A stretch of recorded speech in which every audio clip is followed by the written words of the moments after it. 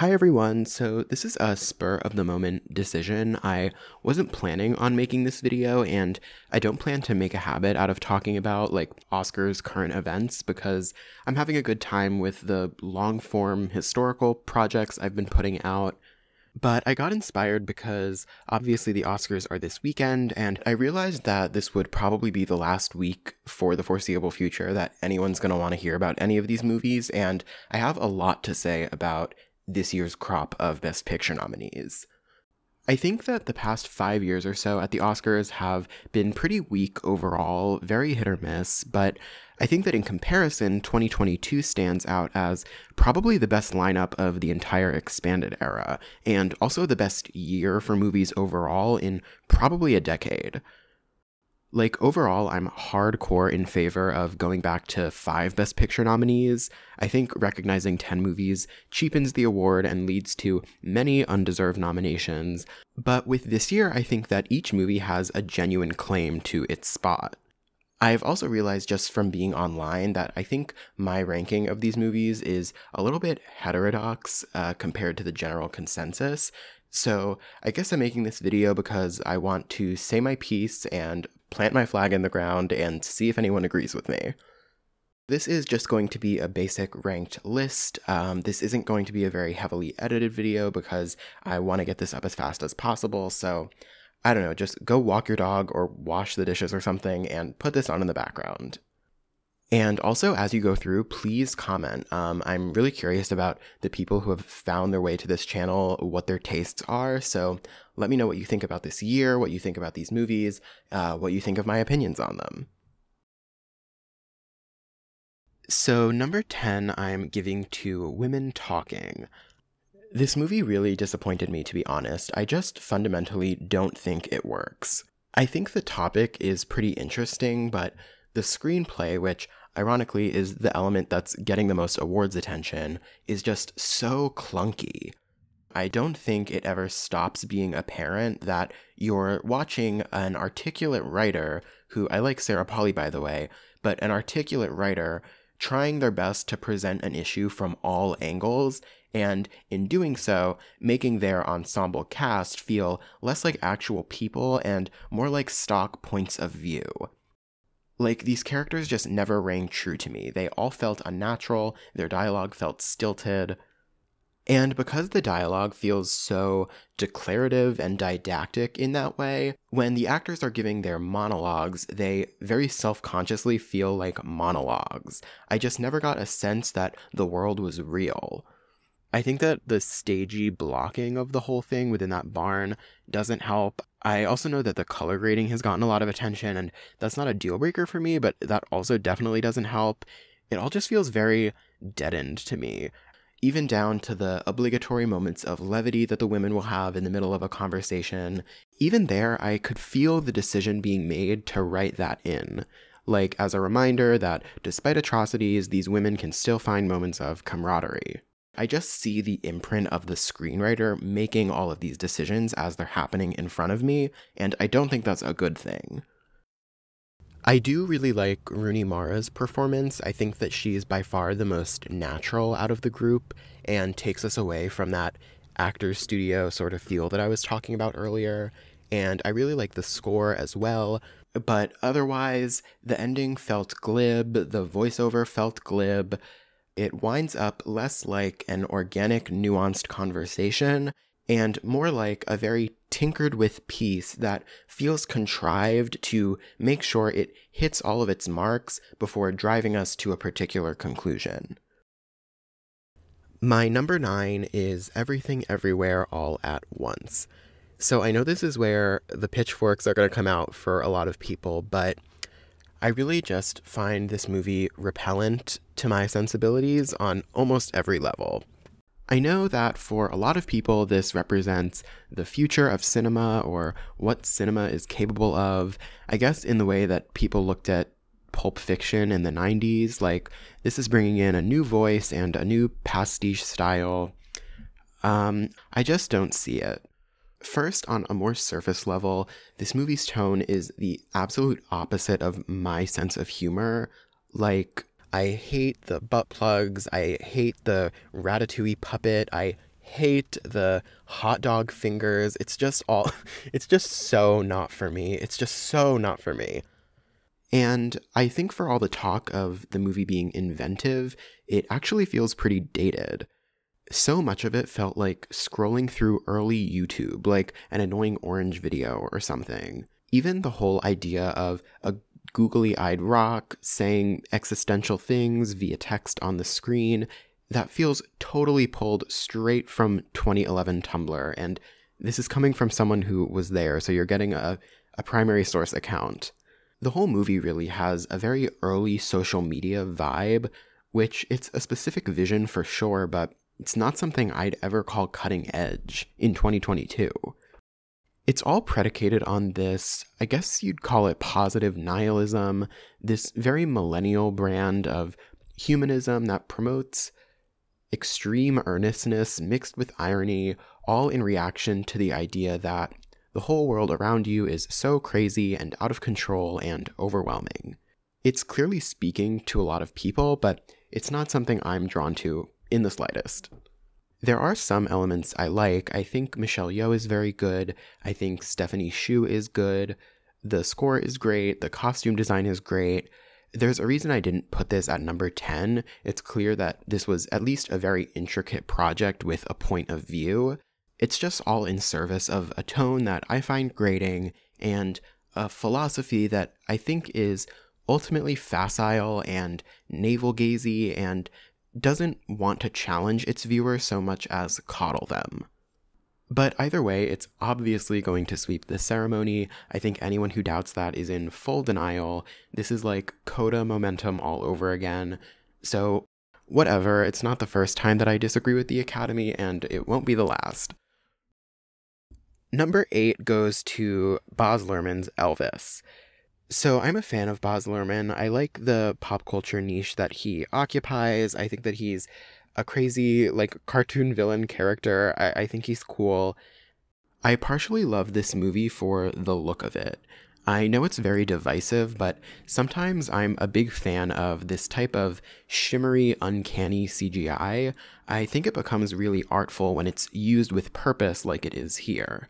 I will say that the first hour and a half is really the best part of this. It starts to fall into the tried and true musical biopic tropes eventually and becomes this cycle of first he's up, then he's down, then he's screaming, then he's dying. We get it. But especially that first hour and a half, I think, captures something really interesting about celebrity worship and the quasi-religious ecstasy that celebrities can provide.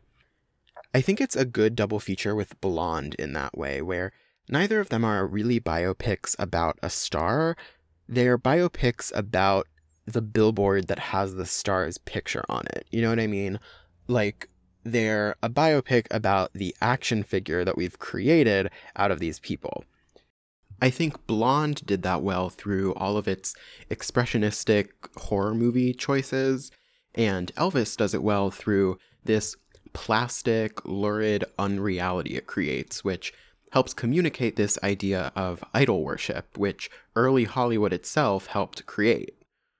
I think that that's all really interesting stuff, and while it doesn't stick the landing fully, I think there are enough ideas in here to make it a really cool effort. And for the record, I'd say that from this point and above, these are all movies that I really like, which 8 out of 10 is a fantastic batting average as far as the Oscars are concerned. My number 7 is Triangle of Sadness. So to me, this really feels like 3 very different movies all jammed together, and the whole thing is stylish and well-directed enough that it remains really entertaining to watch throughout. I might be in the minority here, but for me, the most interesting part is that first third, where we're just with Harris Dickinson, who's so hot, by the way, and Charlie Dean, who to me gives far and away the best performance in the movie, which makes her sudden passing even sadder because I think she was clearly an incredible talent. But the way that their fight sort of picks away at these unspoken rules of the nouveau riche, I think that's the most interesting thing that Ruben Östlund does here. Then we get to the second half of the movie where I think it's funny. I was watching an interview with Ostland a couple weeks ago where he threw out the movie Swept Away among a bunch of other movies as his inspiration for this. And I was like, girl, inspiration is a very generous term. Like, this movie isn't inspired by Swept Away. This movie is Swept Away. The third act is legitimately the plot of Lena Wertmüller's Swept Away, just with, like, 8 people on the island instead of 2. So even though that third act is very watchable and does bring up some compelling dynamics, it just felt like a movie I had seen before, because I have seen it before. Twice, mind you, because I have also watched the legendary Razzie-winning Madonna remake. But again, it's so slick and well done that I still enjoy it all. I'd watch it again. I mean, any movie that starts with an MIA Born Free title card needle drop, like, you're automatically getting a fresh tomato from me, okay? Number 6, I'm giving to Top Gun Maverick. So I'm a huge fan of populist blockbusters when I think they're done in an effective and artful way. I think that blockbuster filmmaking is one of the most impressive things that you can do if you do it right. So Top Gun totally worked for me. I was actually thinking the other day about how I think that dogfighting in movies, like plane dogfighting, is very visually uninteresting and narratively uninteresting. I think it usually becomes very muddy, very all over the place, where you don't know which plane is which, and it's just a bunch of yelling and confusing shots. I think they perfected it in Wings 100 years ago, and it's been plateauing ever since. So I love that this movie doesn't focus too much on plane-on-plane battles, and almost turned it into something like a video game, where they have to go from point A to point B and hit certain angles and press a button to blow up whatever it is they're blowing up. I think that's a much better way to build and sustain tension than if it was just Tom Cruise constantly plowing through a bunch of faceless bad guys. I'm always moved and impressed when a movie can sweep you up into big, broad emotions and spectacle. I think it's one of the unique abilities that movies specifically have. So the third act climax is so perfect. The amount of bombast and visual interest and emotional beats, it really shook me in the theater. So I think it's important to reward movies like this when they hit, for showing people what real, actual blockbuster filmmaking can do. Number 5, I'm giving to All Quiet on the Western Front. So this is, as we know, the movie that sort of came out of nowhere this year. I'm a fan of the original one as well. When it comes to remakes, I'm not the type of person who's going to like something just because it's new and sleek and modern. In fact, I usually swing the other way entirely and prefer the old thing. But I think that the technology that we have now compared to in 1930 is able to communicate atmosphere and dread in a way that really warranted a remake. The crafts are really the star of the show here. I love the cinematography. I love the makeup. I love the score. I know that the score is a little bit controversial. I know that some people don't like those Hans Zimmer Inception horns that start playing throughout, but I thought that that was a perfect touch. I think it's purposefully too modern and feels out of place to almost represent a war machine that's like churning out of control and modernizing faster than humans are able to keep up with it. And that's really what World War I was. So I think that's brilliant. And if you didn't like those bass boosted notes they keep using, I mean, re-listen to the last 5 minutes of the score maybe, because that portion doesn't use them at all, and it's so beautiful. I get the criticisms of this being just another war movie that isn't saying anything new, but it communicates this visceral terror so well that I'm still a big fan of it, and it's pretty much everything I want out of this genre. My number 4 is The Banshees of Inisherin. So I really love this movie. This to me feels like the most solid out of all the Best Picture nominees, if that makes sense. Like, it's firing on all cylinders. The acting is great. The cinematography is great. The script is great. The score is great. It's all so good. It's like 10s across the board. Or I guess maybe it's more like 9s across the board. You know what I mean? I would grade almost every element of the movie an A, but it doesn't have that extra little spark that makes it something I'm going to be obsessed with forever. But that's a pretty high bar, and this movie is still really great. I think that it's hard to handle this sort of Bergman-esque existentialism without it feeling really put on or imitative. But I think that McDonagh does a really great job at making it feel like an actual grounded issue in this world that the characters are living in, and simultaneously emotionally resonant for me. I think these questions about why we spend time with people and what we actually get out of those relationships and what the idea of leaving a mark on the world even means are handled in a sophisticated but also accessible way. If we were in a different era of the Oscars, I really think that this would be winning Best Picture. I came out of it thinking that all 4 performances should be nominated, so I'm really glad that that happened. I think that Kerry Condon should be winning Supporting Actress out of the options that we have. I would give Supporting Actor to one of the guys. I originally thought Gleason, but I keep thinking about Barry Keoghan's performance, so I don't know, one of the two. And I would maybe even give Best Actor to Colin Farrell too. So this is a pretty stacked movie overall, and it's a testament to how good I think these nominees are that there are 3 that I like more. Number 3, I'm giving to The Fabelmans. This movie's award season trajectory has really frustrated me for the past few months. I can't stand that this has somehow gotten grouped in with the whole prestige, Oscar bait, old people crop of movies like, I don't know, The Theory of Everything or The Post or something.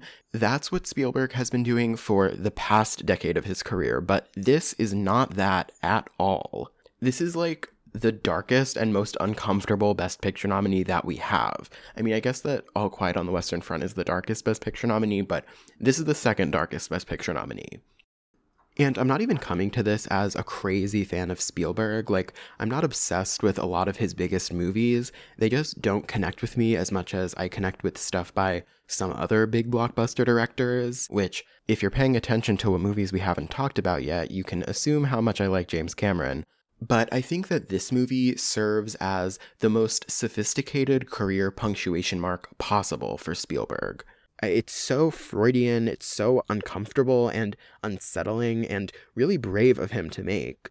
I think that this movie is all about art as a tool of fabrication and manipulation, the sort of frenzy that artists feel to self-edit and either chase or run away from a feeling. The nicest thing that I can say about this movie is that I think it makes all of his past movies retrospectively better, and that's really incredible. Like so many of his old blockbusters that feature these sort of dysfunctional, despondent family units like E.T. or Jaws or Close Encounters or Catch Me If You Can even, all come into greater focus now that we have this piece of the puzzle in his filmography. I love Gabriel LaBelle in it, I love Michelle Williams in it, I love the tone, I obviously love the production design and the whole look of it. I really can't say enough good things about it, so Spielberg might be winning 0 Oscars with this one, but he does have my seal of approval, which many are saying is a secret silent 5th letter in EGOT. My number 2 movie is Avatar: The Way of Water. So I am a James Cameron obsessive. I think that, without hyperbole, he is one of the greatest living artists, and I am constantly in awe of everything he does. I don't think there's anyone else like him. I don't think there ever will be anyone else like him. He's someone who has such an intuitive sense for what the viewer wants out of a movie. He's brilliant. I'm a massive defender of the first Avatar, and I actually think that that's a better movie overall, which I know a lot of people prefer this one, which any Avatar praise I'll take. So I could come at this from the perspective of pure blockbuster entertainment, which it certainly is. I mean, the third act is just flawless symphonic control of emotional reaction and action filmmaking and tech spectacle. It's just so good. But I also think that this franchise as a whole is really thematically sophisticated in a way that a lot of people don't really parse out. James Cameron has always been really interested in the interplay between humanness and technology and nature. Like, Titanic is a very obvious example of that, but even all the way back to The Terminator, he's been thinking about these things. If you look at an avatar, the actual mechanism of an avatar, it's humans using technology to enter the consciousness of another species, one that uses a network of nature as its unifying core. And then, on a meta level, that species is also an extension of technology themselves, since they're literally made up of computer-generated imagery. So I see the whole project as this push and pull between organic and digital processes, and the way that these things can synthesize and also antagonize each other.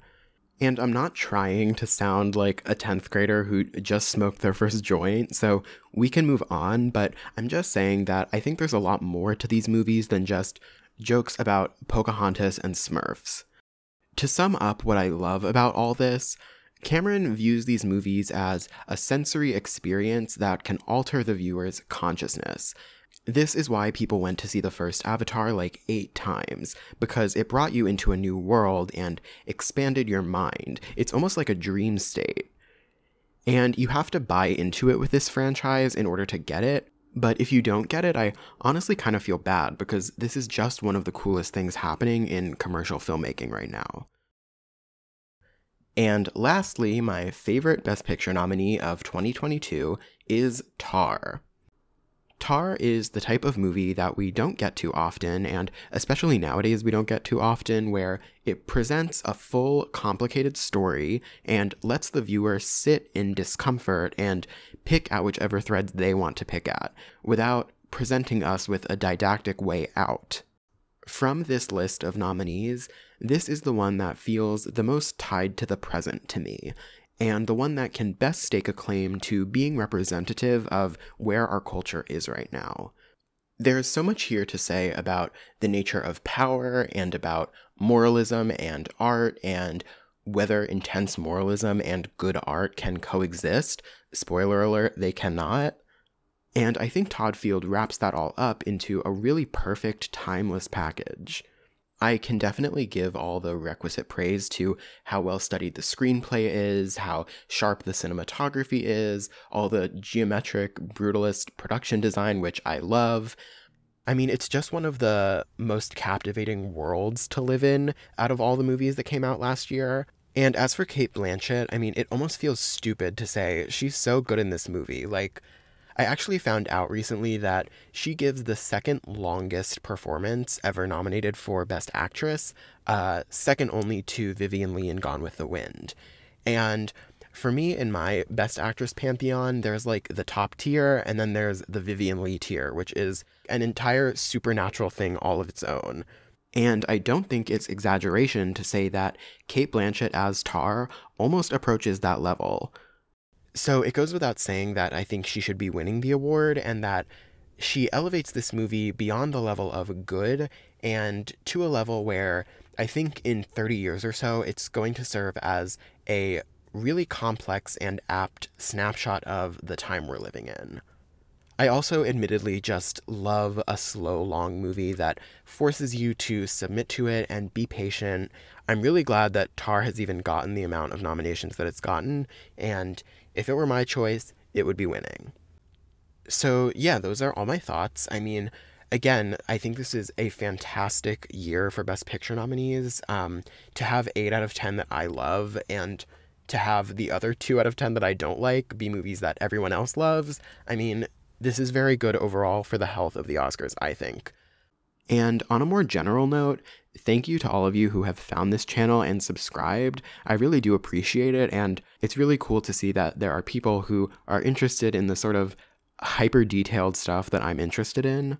But yeah, again, if you're still here, definitely comment on this video. Give me your hottest take. Do you think that I'm stupid? Do you agree with me? Am I a genius? How do you think this year is going to be remembered in an Oscars context? Like, is this a watershed moment? Is this just a really good year? Maybe some of you think it's a bad year. I don't know. But with all that said, have a happy Oscars weekend, and I'll talk to you later. Oh, we could split the bill if you like. No. I can whip out a calculator and we can. No, okay, you need to. How many glasses of wine did you have? Oh, sure. Like, you had, like, 3 Shut more, up. right? Okay, that's not what I mean. That's not what I mean. Yeah, I think it all evens out, you know?